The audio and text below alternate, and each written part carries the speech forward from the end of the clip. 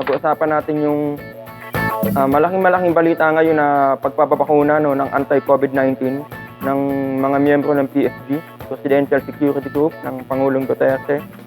Kaya kung mahilig ka sa ganitong mga usapin, inaanyayahan kita mag-like, mag-share, at siyempre mag-subscribe sa aking channel para updated ka pa sa mga ganitong klase ng mga kwento.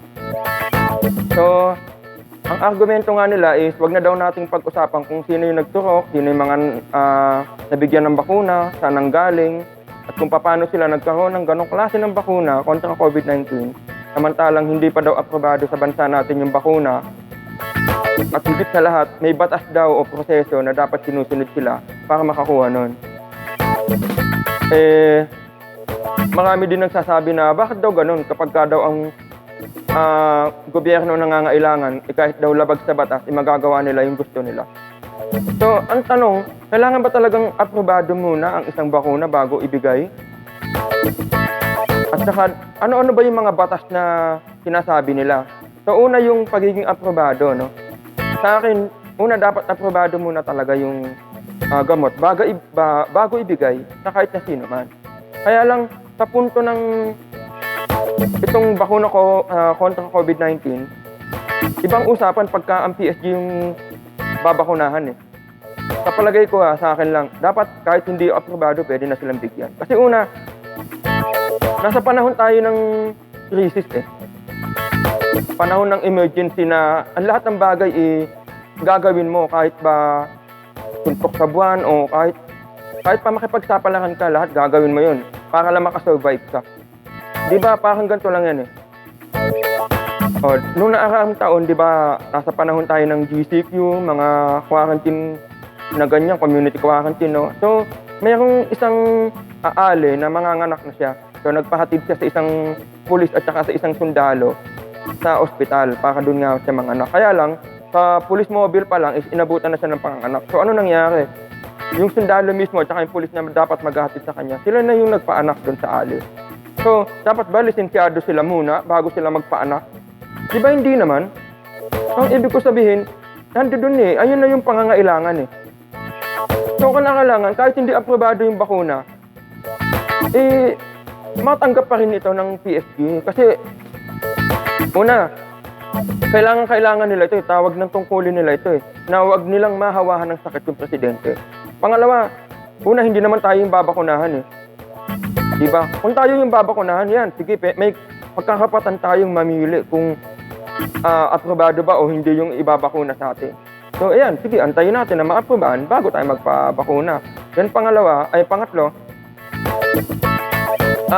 marahil din, hindi din sila pinilit eh, na maturukan ng hindi aprobadong bakuna. Napilitan lang sila kasi nga tawag ng pangangailangan. Tawag ng tungkulin nila. Diba? So, yun eh, sa aking pananaw lang naman. And then, dun sa mga batas daw na sinabing pwedeng nalabag nila sa, yun nga, sa pagpapabakuna ng hindi pa aprobadong bakuna, no? Totoo lang, hindi naman natin alam ang batas eh. Ipagpalagay ng meron silang nalabag na batas, sa palagay ko naman, handa naman sila na kaharapin yun eh. Tsaka isa pa, batas ba talaga ang punto natin kung bakit natin sinisilip yung pagpapabakuna ng PSG? Ang ibig ko sabihin, kung talagang batas yung sinisilip natin, ang dami naman mga lumalabag sa batas dito sa ating lipunan, sa ating bayan. Ba't hindi natin sinisilip yun? Ito pala nagkaroon ng GCQ.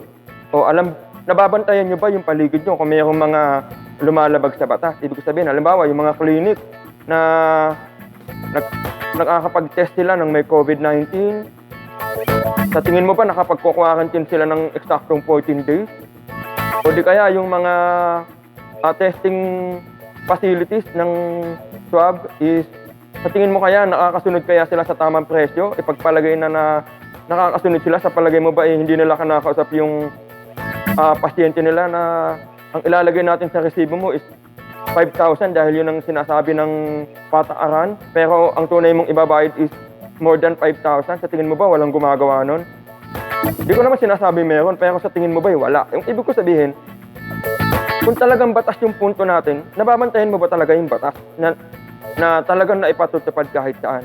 Saka hindi lang yun kung talagang pagpalagay ng bakuna ang usapan o kung ano man yung mga gamot na ipinapasok sa loob ng katawan natin. Sa tingin mo ba, mayroon pa rin bang mga clinic na ginagawa lang sa mga bahay-bahay? Halimbawa, nagtutukok ng pampaputi, gluta, ganito, ganyan. Diba, na mga wala din naman lisensya, pero nagaganap yan lang sa mga tabi-tabi. Diba, dapat yung mga ganun, binabantayan din natin. Palibasa kasi malaking balita itong pagpapabakuna ng PSG, kaya kala natin ganun-ganun na lang natin pwedeng silipin kung sila'y lumalabag sa batas o hindi. Kaya lang, isa pang point na nakita ko lang dito, hindi yung pagiging aprobado ng bakuna at saka yung paglabag nila sa batas ang usapan dito Ang puntong nakikita ko dito, parang sinasabi natin na kung sila nabakunahan, dapat tayo rin. Ito sasabihin ko sa inyo, may naging experience kasi ako ganito, no? Dati meron akong, yung instrumento ko kasi dati is, nung nabili ko siya, version 1.03 lang.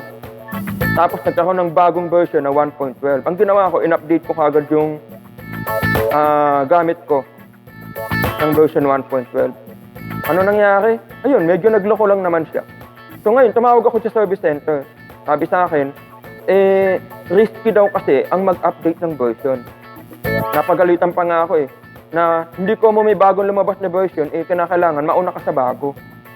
Antayin mo muna sila kung talagang gagana sa mga unang nag-update, sa mga atat mag-update. Antayin mo sila kung gagana yung version na yun bago ka mag-update. Kasi mamaya, hindi pala gumana sa kanila, nag-update ka kagad, adi kasama ka sa mga na-disgrasya yung gamit dahil sa pag-update. So, sa akin ganyan din sa pagpapabakuna ng COVID. Itong bakunang ito, ipagpalagay ng madalian lang ng ma-develop.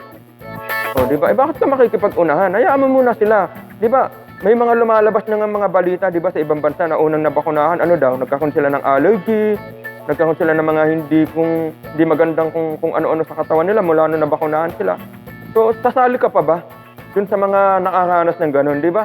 Kuminsan kasi, yung talagang layunin natin na mauna, yung gusto natin na mauna tayo, ipinagsisiksikan natin daw sa keso hindi pa aprobado yung bakuna, keso may nilabag sa batas sa pagkuha nito. Pero ang totoo, gusto lang din talaga natin mauna. At hindi na lang natin tignan yung magandang side na kapag lumabas na yung bakuna, may mga LGU na libre mamimigay ng bakuna sa atin. Diba? Ayun na lang yung intayin natin. Huwag na natin silipin tong mga kung ano-anong ganitong mga lumalabas na mga balitang ganyan na kung tutusin, wala naman din tayong control, di ba? Saka isa pa, kahit pa maging libre yan, sa palagay ko, hindi rin ako agad magpapabakuna Kasi, maglilibre nga sila, 70 million lang naman yung, parang pagkakaintindi ko, 70 million lang ata muna yung o-orderin nila para sa bansa natin. Nasa mahigit 100 million na tayo. So, yun pa lang sa 70 million, kulang na yun. Na ibig sabihin, may ipa-priority na maturukan doon. At ikaw, wag mo nang intindihin, wag mo nang isipin na kasama ka sa mapa-priority. Yan, kapag ka siguro ang o-orderin nila ay nasa 200 million, ayan, pwedeng ikaw yung isa doon. Diba? Kaya muna silang mauna.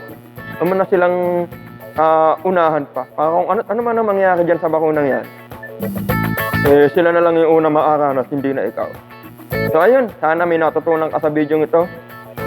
At huwag mong kakalimutan na kaya tayo nag-aaral, hindi lang para maging marunong. Meron din tayong puso, dapat marunong tayong makiramdam. At dapat, marunong din tayong makinig sa tintig nito. Bye-bye!